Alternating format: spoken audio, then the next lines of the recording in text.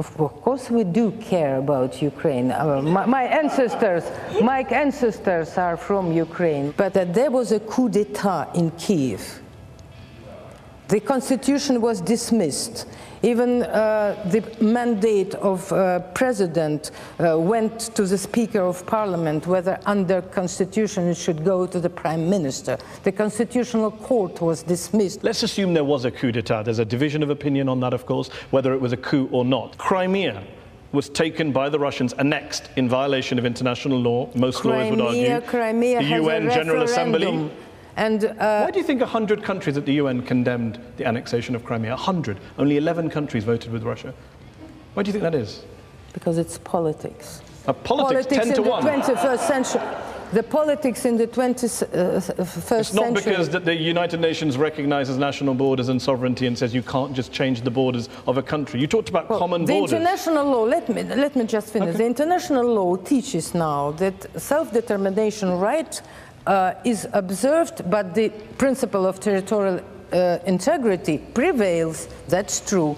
Only, but in a case when self-determination rights are combined with so-called, it's in the textbooks of international law, when the people maintain historical, linguistic, cultural, and other types of so on that basis, Crimea can be independent with the maternal state. So you support the idea that Crimea, on this your reading of international law, Crimea had the right to leave Ukraine and be part of Russia on the basis of self-determination?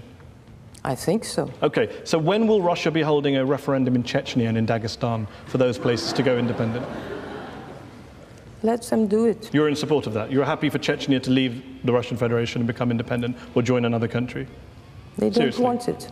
They don't want it, but if they did, you support Chechen independence under a referendum in which the Chechens voted yes. That depends always on how the people's will is expressed. If it's expressed by the bandits and gangsters and criminals, because there were no bandits or gangsters in Crimea, were there? There were no men in masks. No, you just imagine those people but on if our there screens. are teachers, students, engineers, doctors voting calmly on their, expressing their free will, it's different. So don't make, Chechnya doesn't want to leave Russia. They now are flourishing more than any others. After you bombed them for several years and killed hundreds of thousands of people, I guess not. When Crimea was annexed by Russia, you said that for the first time in 20 years of political life, you felt happy. The West had pushed Russia into a corner, you said, and finally Russia has shown its red line. I'm just wondering, is the red line now fixed in place, or is it going to move geographically into other areas, perhaps in the region? That's it? Or are we going to see some more redrawing of borders in that area? Russia has proven through 25 years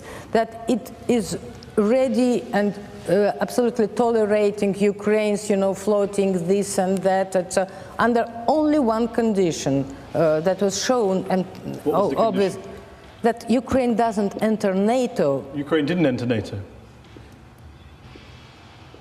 Even in September, before the Maidan started, Russia has no idea of what then happened, etc., and had no plans. Ukraine did not enter NATO. It's the West who refused, who wanted to create from Superpower a battlefield between East and West, and it's Americans. You don't want Ukraine Russia, to join NATO. in cooperation with Ukraine, is still a superpower, but without Ukraine, Ukraine as enemy, is no more superpower. Can I give some friendly advice to the Russian government via you? If you don't want your neighbor to join a military alliance, best not to invade and occupy part of that country, because the first thing they want to do is join a military alliance. Very good. Why are you so on the side of NATO? On the I'm Americans? on the side of NATO. Yes, of course. Maybe you should watch the show I did with the former head of NATO, where I put all these arguments to. In eastern Ukraine, are there Russian forces in eastern Ukraine? Not Russian forces. Separate Russians, yes, but not Russian forces. So it's different legally at all. So when a Russian... do you mean there are, squads on parts of the army with tanks crossing? Exactly what I'm asking. No. Okay, so when a Russian special forces soldier, Dmitry Shapnikov, tells the BBC that he and his fellow troops were in Ukraine, when captured soldier in Ukraine, Alexander Anatolovich, identifies himself as a Russian serviceman in the Russian armed forces, what were they doing there? Sightseeing? Taking a tour? It is denied. It is denied by? By officials. Do you agree with them?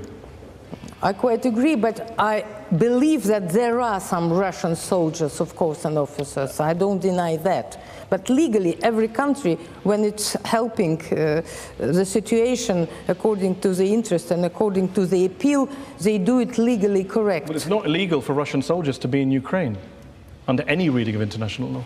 Was it legal for American specialists in all places where they have been? Was it legal for Americans to be in Iraq? No. Okay, Good. back to the question. Was it illegal? Is it legal for Russian forces to be in Ukraine?